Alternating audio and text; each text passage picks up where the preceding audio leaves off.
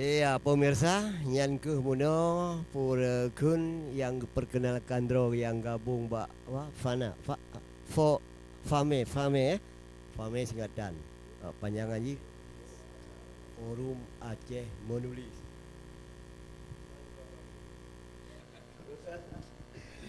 Jadi pemirsa ji, jadi dino pura kun yang duk apa tengah muno mungkin baru nontonnya Pak Yarmen. Mogoknya sebagai wartawan atau dewan dewan eh, Serambi Indonesia. Redaktur pelaksana Serambi Indonesia. nyan Pak Yarmen biasa beri ya mengabuti hurung naga pertanyaan-pertanyaan hurung nyawa muno purkun haba-haba hurung nyawa muno orang ini tadi yang mungkin sudah kita simak semuanya di ujungnya tadi ada yang mengatakan apa bahwa gunakan bahasa Indonesia yang baik dan yang benar. Mungkin ada juga yang belum tahu apa yang benar, mana yang baik. Dan juga hana doa lah hana pun ya begitu tu ya. Bahasa Indonesia yang baik dan yang benar. Jadi pemirsa yang duduknya ya urungnya lagi kepala guru dah sino purkun dari komunitas dari wartawan dari uru-uru hebat mandum yo. Uru-uru yang ka sekolah yang ka pendidikan yang ka kuliah malahan dosen dah. Kan ko hebat pih mantang koknya geduntuk ilmu lah. Baik sampai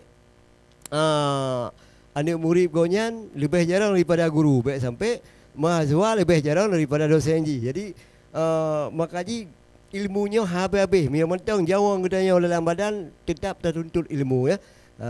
Jadi Pak Irmen waktunya juga kita ni hampir habis. Mungkin Pak Irmen boleh menjelaskan bagaimana bahasa Indonesia yang baik dan yang benar. Dan juga mungkin teman-teman lain baik ibu, adik dan abang-abang, bapak-bapak ingin bertanya mungkin apa yang perlu ditanya sama Pak Irmen, silakan saja. Tidak apa-apa, kita punya waktu lebih kurang 10 menit lagi. Silakan Pak Irmen. Ya, pada dasarnya ada 4 hal penentu kualitas tulisan siapapun dan dimanapun. Pertama itu ide dulu, ide gagasan bahwa dia akan nulis sesuatu, dan ketika mau menulis itu dia mustahil menulis kalau tidak membaca dan tidak melakukan riset di lapangan atau pengamatan lapangan. Jadi gabungan dari itu antara apa yang dibaca dengan apa yang dilihat itu akan menghasilkan ide yang bagus untuk menulis. Kemudian bahan adalah apa yang dilihat, yang didapati di luar. Jadi orang baru bisa menulis yang baik kalau dia meninggalkan kamarnya dan melihat apa-apa yang ada perkembangan di luar gitu. Terus yang ketiga itu adalah aspek bahasa. Sehebat apapun karya ditulis, tapi ditulis dalam bahasa Latin, ditulis dalam bahasa Simelu, Sanskerta atau bahkan bahasa Loban, itu nggak dimengerti juga. Di Aceh ada 13 bahasa, maka kita pilih yang paling mudah itu adalah menggunakan bahasa Indonesia dalam pengajaran. Terakhir sekali adalah teknik penyajian. Ada karya tertentu ditulis dalam bentuk berita saja, berita biasa, straight news. Ada yang ditulis dalam bentuk news pictures, ada aspek-aspek human interestnya.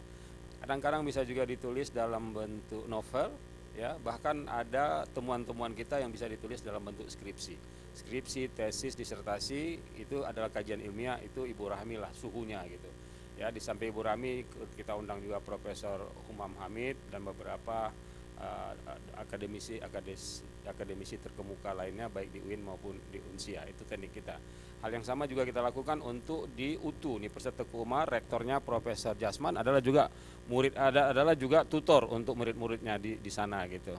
Hal yang sama juga ada di Loksmawe, ada Universitas Maliku Saleh, Pak Rektornya bahkan berniat setelah ada FAME ini di luar, dia ingin di Unimal dideklarasikan satu unit kegiatan mahasiswa yang namanya unit kegiatan mahasiswa literasi dan multimedia. Bulan depan sekitar tanggal 28 kita udah format untuk deklarasi di sana. Jadi di Loksmawe itu boleh dibilang sebagai laboratorium betul-betul. Di Dayah ada 2 daya yang menerima kita, bahkan sekarang kita diminta di Samalanga, Mudi Mesra Samalanga, dengan muridnya ribuan orang gitu, ribuan orang. Setiap kali kita belajar satu kelas betul kecil, jumlahnya 100, tapi yang berdiri di belakang itu ratusan orang lagi gitu. Dan mereka juga lihat bagaimana presentasi kita hampir selalu pakai PowerPoint, dan PowerPointnya juga membuat PowerPoint saja di PAME itu diajarkan dengan baik gitu. Bukan hanya presentasi, tapi isi yang disampaikan harus pendek-pendek dan bisa dicerna dengan baik oleh para pemirsa atau pendengar gitu. Itu tekniknya. Terkait dengan bahasa tadi, ada yang namanya diksi. Diksi itu ada pilihan kata. Ini contohnya ya Bang Rusli ya. Kalau tiba-tiba orang berdesak-desakan di Ka'bah, di seputaran Ka'bah, terus kemudian ada yang terinjak, besok bagaimana kalau Serambi menulis misalnya seperti ini, berdesak-desakan di Ka'bah 10 orang mampus gitu. Gimana perasaan orang baca gitu? Ya kan pasti tersentak. Nggak pantas lah orang beribadah dibilang mampus gitu. Tapi kan kita bisa debat, mampus, mati, meninggal, tewas, syahid, mangkat, gugur kan artinya sama saja gitu kan. Tapi dalam kelas FAME itu dipilih betul diksi mana yang paling tepat untuk dipakai di situ tadi. Meskipun maknanya sama gitu.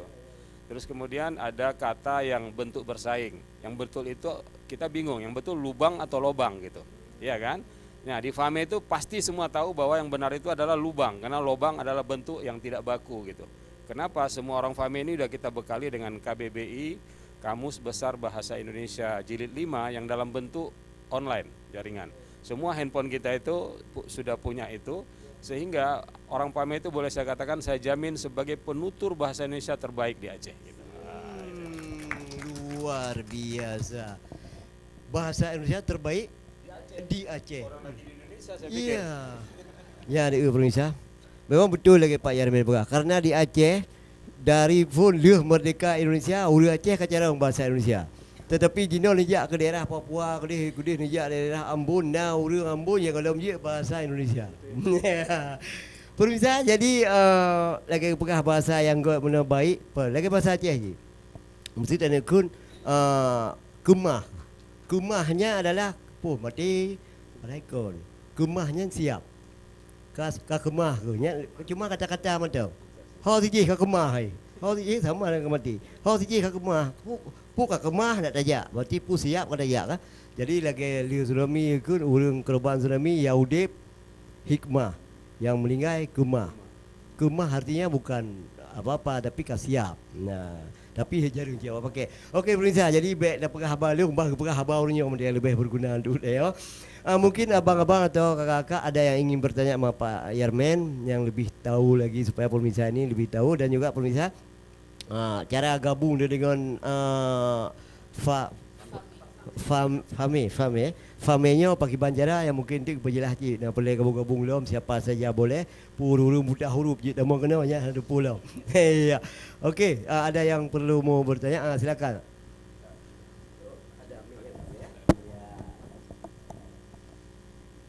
Baik Bang Rusli, terima kasih atas kesempatan yang diberikan keluntuan. Mungkin pertanyaan lun kepada guru kamu adalah memang menyatakan lun teori menulis itu seolah mudah sekali, tapi tidak mudah untuk dipraktikkan. Nah, apa sebenarnya hambatan bagi seorang penulis? Kadang-kadang seorang penulis itu kan, apalagi penulis pemula ini, dia bingung, saya harus mulai dari mana?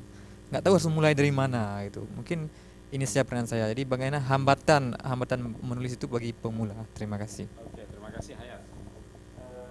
Hayat ini wartawan, dia sedang ambil S2. Ibu Rami ini adalah dosen. Ini pertanyaan Ibu Rami. Karena ada saya di antara dosen, saya kurangnya.